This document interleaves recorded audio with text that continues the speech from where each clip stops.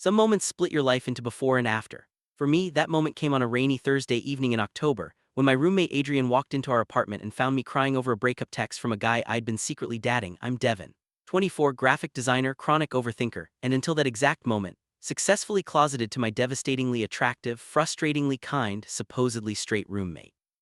The look on Adrian's face when he saw my phone screen wasn't what I expected. No disgust, no shock, just something I couldn't quite read, something that made my heart pound harder than the rain against our windows. But I'm getting ahead of myself. Let me take you back to where this really began. The Craigslist ad had been almost too good to be true. Spacious 2BR in Capitol Hill, $800 month. Roommate needed ASAP, must be clean, respectful, and okay with occasional guitar playing. Capitol Hill, Seattle's vibrant, queer-friendly neighborhood. The rent was reasonable. The apartment had actual sunlight, a rarity in the Pacific Northwest. I should have known there'd be a catch. The catch walked in wearing a faded Soundgarden t-shirt, worn jeans that fit him far too well, and a smile that could have powered the entire city grid. Devin, he extended a hand, his grip warm and firm. I'm Adrian, thanks for coming by. Adrian Torres was 26, a physical therapist who worked with a local sports clinic with the kind of easy confidence that comes from being comfortable in your own skin. Dark hair that constantly fell into his hazel eyes. A jawline that belonged on magazine covers. And completely, devastatingly, hopelessly straight. I knew this because during our initial apartment tour, he mentioned his ex-girlfriend 3 times, apologized for the feminine shampoo still in the shower, Jessica kept leaving stuff here, and had a framed photo of himself with a blonde woman at a Mariners game on his bookshelf. So what do you think? Adrian asked, gesturing around the sun-filled living room with its exposed brick and hardwood floors. I know it's not much, but I'll take it, I interrupted, probably too quickly. His smile widened. Yeah, awesome, I had a good feeling about you, man. That smile, that goddamn smile would become both my favorite part of living there and my biggest problem. Living with Adrian was effortlessly easy in ways I hadn't anticipated. He was considerate, always asking before eating my leftovers, keeping his music at reasonable volumes, leaving notes when he'd be home late. He was funny, with a dry sense of humor that caught me off guard. He was thoughtful, remembering I had a big client presentation and leaving an encouraging note on the coffee maker. And he was tactile in that way some straight guys are with their friends, casual touches, shoulder bumps, the occasional playful shove. Each one sent electricity through my system that I desperately tried to ignore. We fell into comfortable routines. Sunday morning coffee runs to the local cafe. Wednesday night cooking experiments that ranged from successful pad thai to disastrous attempts at souffle. Friday evening movies on our worn leather couch, close enough that I could feel the heat radiating from his body. I told myself I had it under control. Adrian was my roommate, my friend. The fact that he sometimes walked around shirtless after his morning runs, abs glistening with sweat, was just part of living with an athlete. The way my stomach flipped when he laughed at my jokes was just appreciation for having a cool roommate. The dreams I had about him were just my brain processing stress. I was a master of denial. You seeing anyone? Adrian asked one evening in late September, 3 months into our living arrangement. We were sitting on our apartment balcony watching the sunset paint the Seattle skyline in shades of orange and pink. Adrian had a beer, I had wine. The question came out of nowhere. Me, no, been focused on work. The lie tasted bitter. I'd actually been on 3 dates with a guy named Marcus I'd met on Hinge, but I'd kept that carefully compartmentalized from my home life. Really, that's surprising. You're a good-looking guy, Devin, funny, talented, great cook. Adrian took a sip of his beer, seemingly oblivious to the way his words made my pulse race. You must have people interested. It's complicated, I managed. Yeah, I get that. He stretched, his shirt riding up to reveal a strip of tan skin above his waistband. I forced my eyes back to the skyline. Dating in the city is weird. Everyone's either afraid of commitment or moving here for Amazon and leaving in 6 months. What about you? I asked, desperate to shift focus. You've been single since I moved in. Taking a break from the chaos, he said with a laugh. My last relationship ended badly. Jessica and I wanted different things. She wanted marriage and kids immediately. I don't know, I'm still figuring that part out. There was something in his voice, a vulnerability I'd never heard before. In the golden light, his profile was almost painfully beautiful. Figure it out, I said softly. You're one of the most self-aware people I know. He turned to look at me, his expression unreadable. That's really nice of you to say, Dev, the nickname he'd started using. Each time he said it, I felt something tighten in my chest. Marcus and I had been messaging for weeks before we actually met. He was cute, a software engineer with kind eyes and an easy smile. Our first date at a quiet wine bar in Fremont went well. The second date, a farmer's market followed by brunch, was even better. By our third date in early October, we'd progressed to making out in his car like teenagers, and he'd asked, "Your place or mine?" "Mine's complicated," I'd said automatically. Roommate situation. Marcus had understood without me needing to explain. A lot of queer people understood that particular complication, but Marcus was pushing for more. More transparency, more commitment, more presence in each other's lives. And I realized I couldn't give him that not because I didn't like him but because every time I tried to imagine a future with Marcus, my brain stubbornly inserted images of Adrian instead. Adrian making breakfast in our kitchen. Adrian's laugh echoing through our apartment. Adrian falling asleep during our movie nights, his head gradually drooping toward my shoulder. It wasn't fair to Marcus. It wasn't fair to anyone, so on that rainy Thursday evening I'd sent Marcus a text explaining that I didn't think we were compatible long-term, that he deserved someone who could be fully present, that I was sorry. His response had been kind but hurt. I knew you were holding back. I just hoped you'd let me in. Take care of yourself, Devin. I was sitting on my bed, phone in hand, tears streaming down my face, partly for hurting Marcus, partly for the impossible situation I'd created, partly for wanting something I could never have, when I heard the apartment door open. "You home?" Adrian's voice called out. I should have answered, should have pulled myself together. Instead, I just sat there, frozen. Footsteps approached. A gentle knock. "Hey, you okay? I saw your light." The door opened. Adrian stood in the doorway, concern etched across his features, still in his work clothes, fitted polo with the clinic logo, khakis that highlighted his athletic build.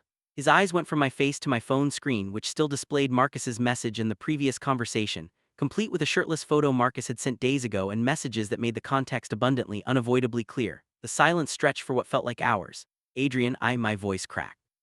He stepped into the room, closing the door behind him.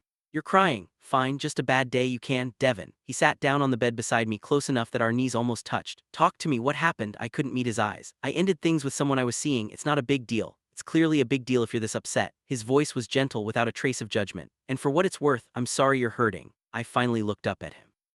His expression was open, concerned, and unless I was completely misreading the situation, not at all surprised by what he'd seen on my phone. "You saw the messages," I said quietly. "Yeah." And Adrian was quiet for a moment, his jaw working like he was choosing his words carefully. "And I'm wondering why you didn't think you could tell me." My laugh was brittle. "Tell you what exactly?" "That you're gay, Devin, that you were seeing someone." That, he ran a hand through his hair, a gesture I'd learned meant he was processing something difficult. "That you've been hiding a whole part of your life from me." Air felt too thick to breathe. Would it have mattered, changed anything? It would have meant I knew my roommate better. It would have meant you didn't have to sneak around or look uncomfortable every time I asked about your dating life. His eyes met mine, intense and unwavering. "It would have meant you trusted me." "It's not about trust." "Then what is it about?" The question hung between us, loaded with everything I couldn't say. "It's about the way my heart stops when you walk into a room. It's about how I've spent 3 months pretending I don't feel something I absolutely shouldn't feel. It's about protecting myself from the inevitable moment when you look at me differently, when this easy friendship becomes awkward, when I have to find a new place to live because I couldn't keep my feelings in check." I didn't want things to get weird, I finally said. "Weird how?" "Weird like, you feeling uncomfortable, having to worry about whether your gay roommate is checking you out, walking on eggshells." The usual straight guy panic stuff. Adrian's expression shifted into something I couldn't quite identify. "You think I'd do that? After 3 months of living together, you think I'd suddenly become a different person?" "People surprise you." "Yeah, they do." He leaned back against my headboard, apparently settling in for a longer conversation. "Like how my roommate surprised me by thinking so little of my character that he assumed I'd be a homophobic asshole."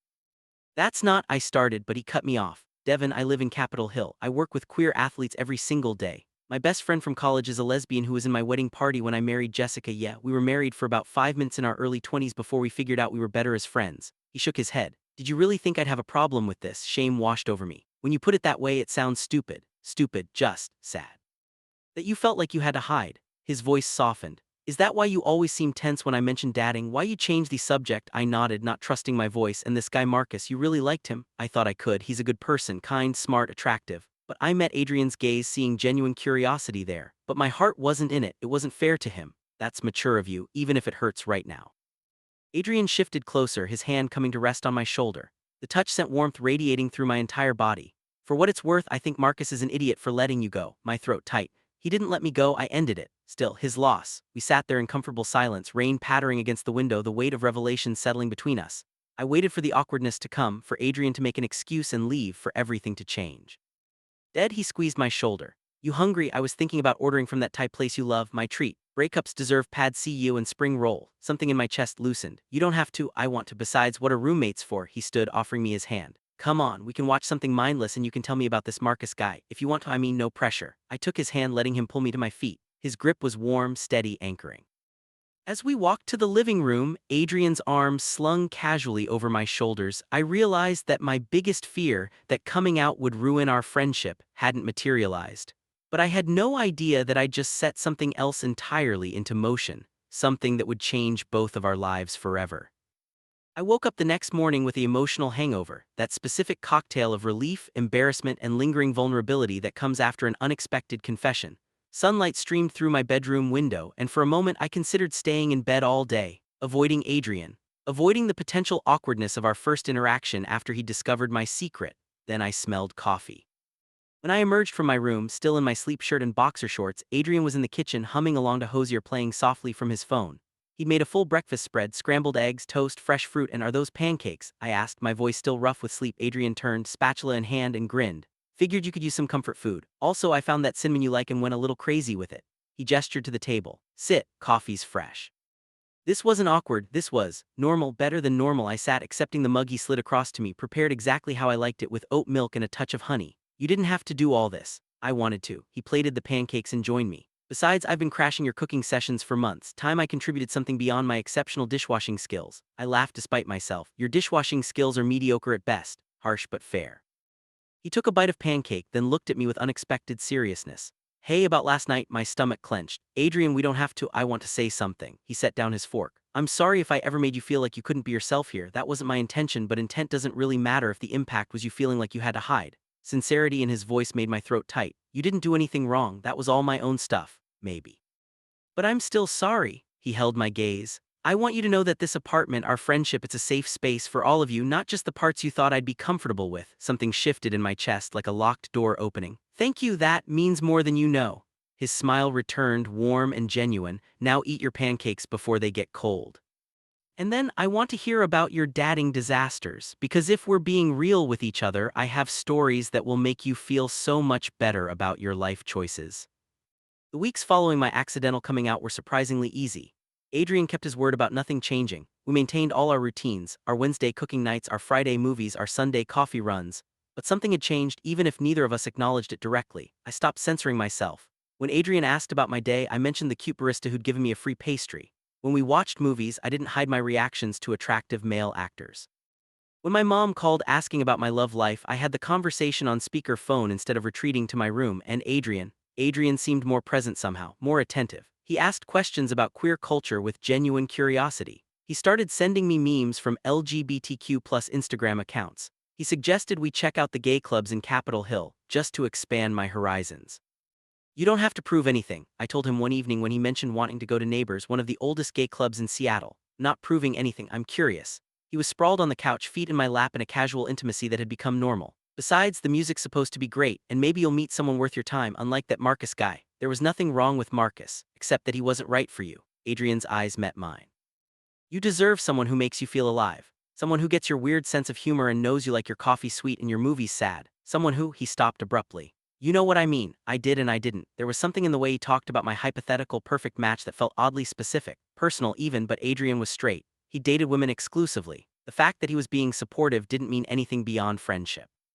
I kept telling myself that, even as the touches lingered longer. Even as I caught him watching me with an expression I couldn't quite name. Even as the air between us felt increasingly charged with something I didn't dare identify. 3 weeks after the discovery, Adrian made good on his promise.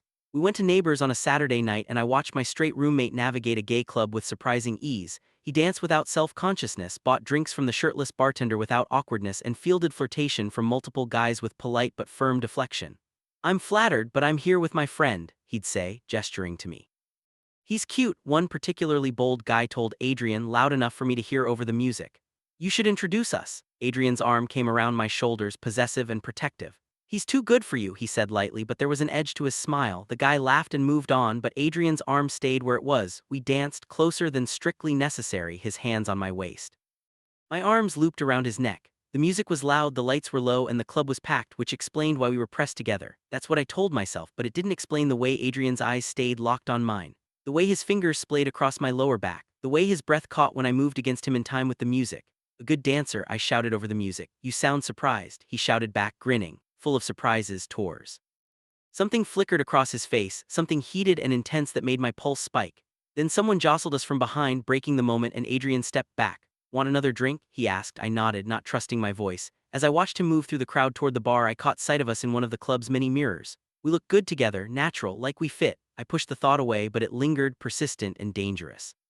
Shift happened on a November evening, exactly 1 month after Adrian found out about me.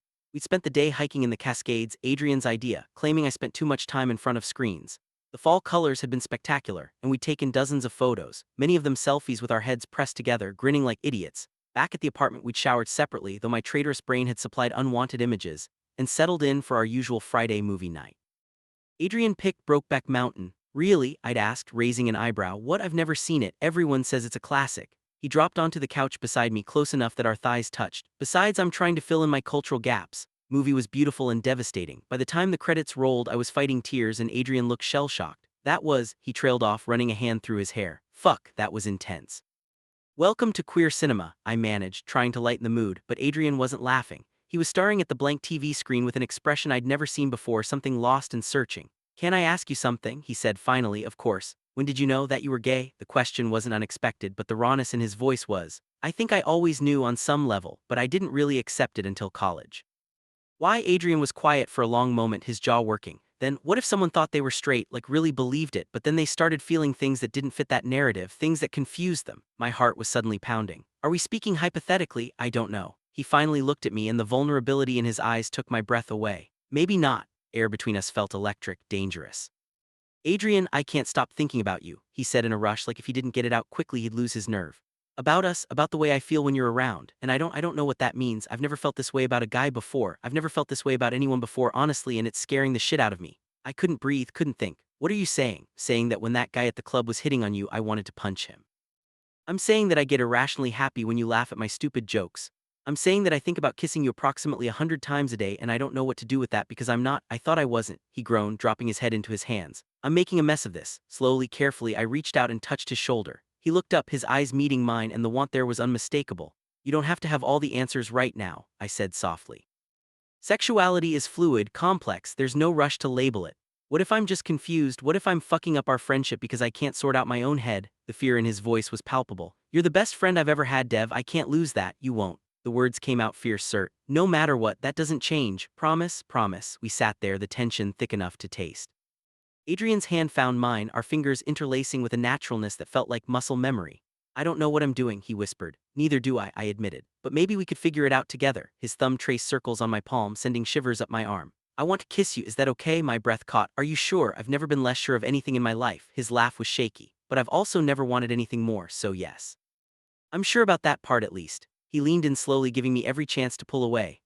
Couldn't when Adrian's lips met mine. It was gentle, tentative. A question more than a statement. I answered by kissing him back, my free hand coming up to cup his jaw. His stubble scratched my palm as he deepened the kiss and I heard him make a small sound, surprise or pleasure or both. When we finally pulled apart, both breathing hard, Adrian's eyes were wide with wonder. Wow, he breathed. Yeah, I agreed, my voice unsteady. Wow, that was I've never, he touched his lips, almost dazed. Can we do that again? I laughed, giddy and terrified and elated all at once. We can do whatever you want. I want this. He kissed me again, more confident this time. I want you, even if I don't understand it yet, even if it's complicated, I want to try. Thanksgiving approached, and with it, complications. Adrian's family invited him home to California. My family expected me in Portland. We'd be apart for 5 days, the longest separation since we'd started whatever this was. I'm going to miss you, Adrian said the night before we left, his arms around me as we sat on the couch. It's 5 days. 5 days without this, he kissed my temple, without you.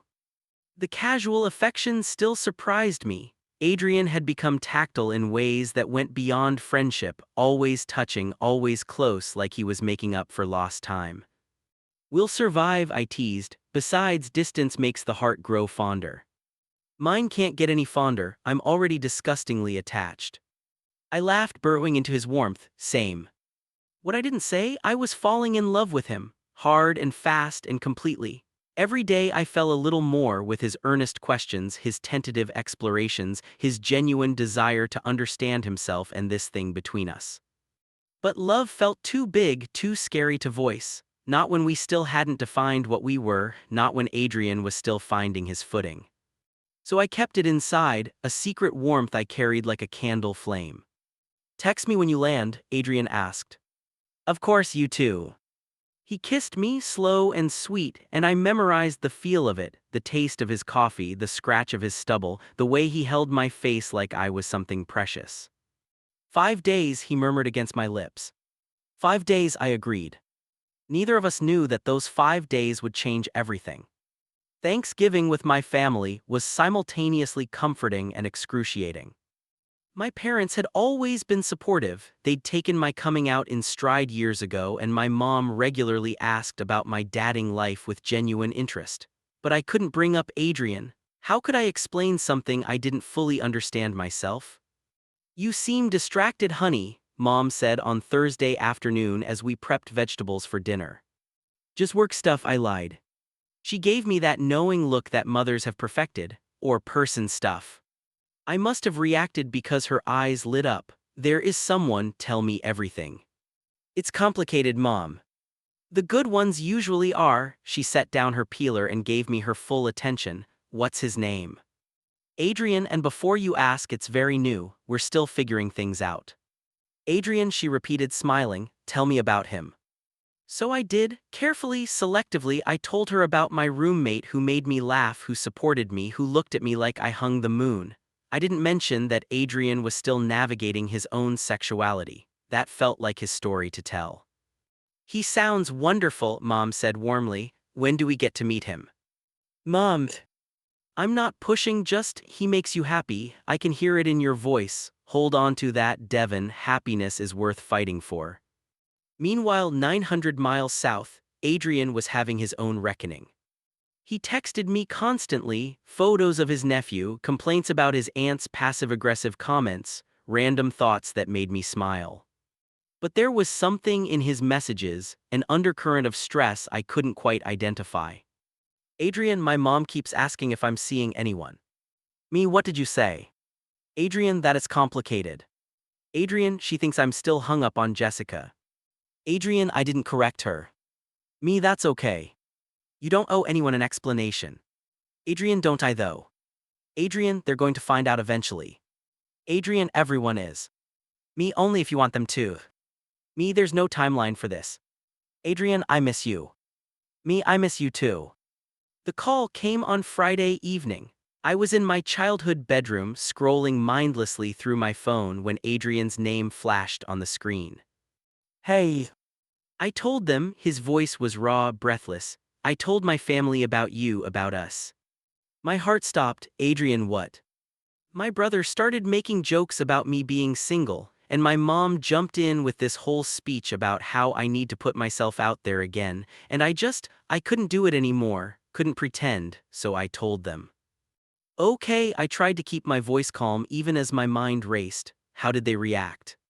My dad got quiet. My mom looked like I'd told her someone died. My brother asked if I was joking. A bitter laugh. My teenage niece was the only one who seemed okay with it. She just said, "Cool, Uncle Adrian," and went back to her phone. "I'm so sorry, are you okay?"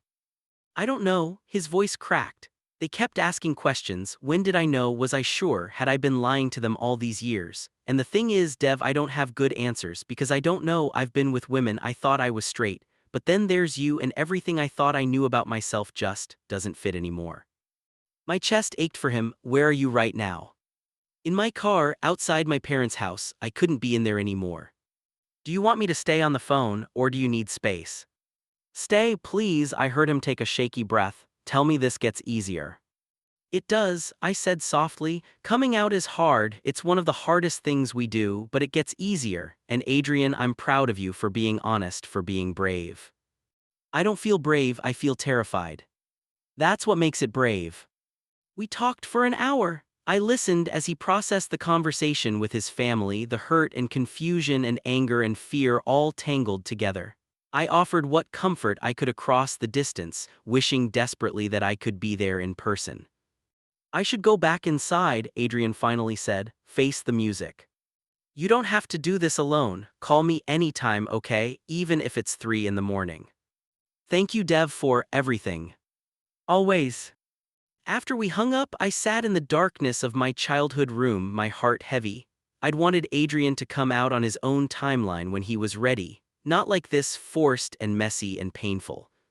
But maybe there was no easy way. Maybe coming out was always a little bit of controlled falling, hopping someone would catch you.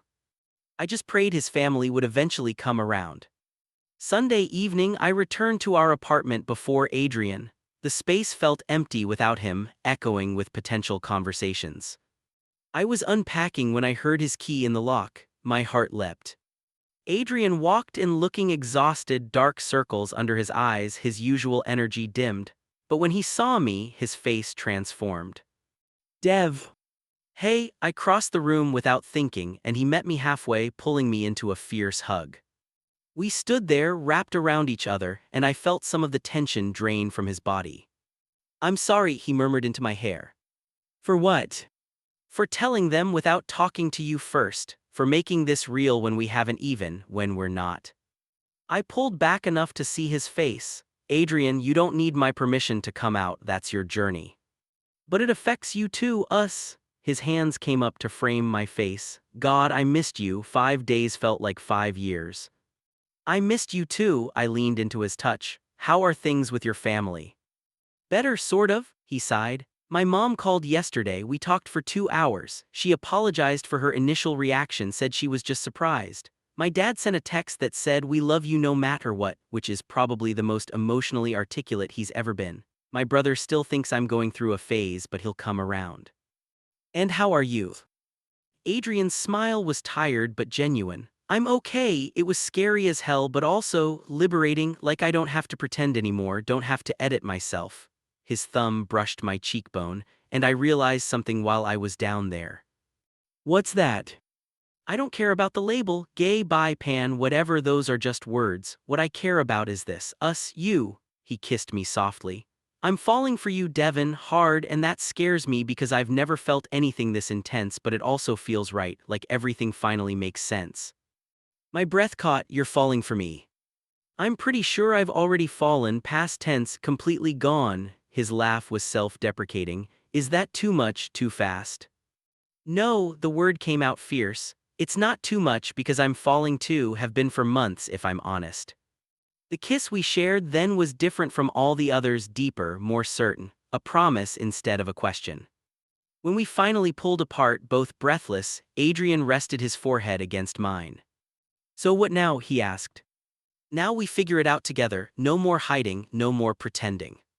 Together, he repeated like he was testing the word. I like the sound of that. The weeks that followed were far from perfect. Adrian had hard days, moments of doubt and fear. His family's acceptance was gradual, marked by awkward conversations and tentative olive branches. Coming out at work was another hurdle, though his coworkers were largely supportive. But through it all, we had each other. We started calling ourselves boyfriends, hesitantly at first, then with growing confidence. We went on actual dates, holding hands in public without fear. We introduced each other to our respective friend groups, weathering the inevitable "I knew it" from people who claim to have seen it coming. My favorite moment came on a rainy December evening, exactly 2 months after the discovery. We were decorating our apartment for Christmas, arguing about where to hang the lights when Adrian suddenly stopped. What? I asked, ornament in hand. I'm happy, he said simply. Right now, in this moment, arguing with you about Christmas decorations, I'm happy, and I wanted you to know that. I set down the ornament and crossed to him, wrapping my arms around his waist. I'm happy too. Yes. Yeah, I kissed him, tasting peppermint from the hot chocolate we'd made. Thank you, by the way. For what? For being brave, for choosing this, for choosing us. Adrian's smile was radiant, easiest choice I've ever made. Summer in Seattle is magical, all golden light and endless days, the rain finally giving way to sunshine. Adrian and I celebrated our 6-month anniversary we counted from that first kiss in November by hiking to the same trail we'd done back in the fall. The mountains were green now instead of gold, wildflowers dotting the landscape. Remember the last time we were here? Adrian asked as we reached the summit, the view of the Cascades spreading before us. How could I forget? You picked Brokeback Mountain that night. Best decision I ever made. He pulled me close, kissing me with the casual ease of established affection. Well, second best, first was posting that Craigslist ad looking for a roommate. I laughed against his lips. So you're saying this was all part of your master plan? Absolutely. I took one look at your application and thought, this is the guy I'm going to fall in love with. Liar, you thought I seemed clean and responsible. Also true, he tucked a strand of my hair behind my ear, his eyes warm. But seriously, Dev, thank you. For what? For being patient with me, for letting me figure things out at my own pace, for not giving up on me when I was messy and confused. You're still messy and confused, I teased. Yeah, but now I'm your mess. His grin was infectious, and I wouldn't have it any other way. We took photos at the summit, selfies and landscapes and candid shots of each other. In one, Adrian is looking at the view, his profile sharp against the blue sky. In another, I'm laughing at something he said, joy written across my face. But my favorite is the one a friendly hiker took of us, Adrian's arms around me, both of us grinning like idiots, the mountains stretching endlessly behind us. We look happy, in love, like we belong together. Because we do. That night back at our apartment, we sprawled on the couch, our couch in our home, and I realized this was everything I'd been afraid to hope for. Not just acceptance but celebration, not just tolerance but love. What are you thinking? Adrian asked, his fingers tracing lazy patterns on my arm. That I'm glad you walked in when you did. That night I was crying. Me too, he kissed my temple, best worst moment of my life. Mine too. And as we sat there, wrapped in each other and the golden light of summer evening, I thought about all the what-ifs. What if I'd been more careful with my phone? What if Adrian had knocked? What if I'd lied about Marcus? But life doesn't work in what-ifs. It works in moments of courage and vulnerability and truth. My straight roommate discovered I was gay, and what happened next didn't shock us both, it saved us both. It showed us who we really were and who we could be together. And that was the greatest love story I could have ever imagined.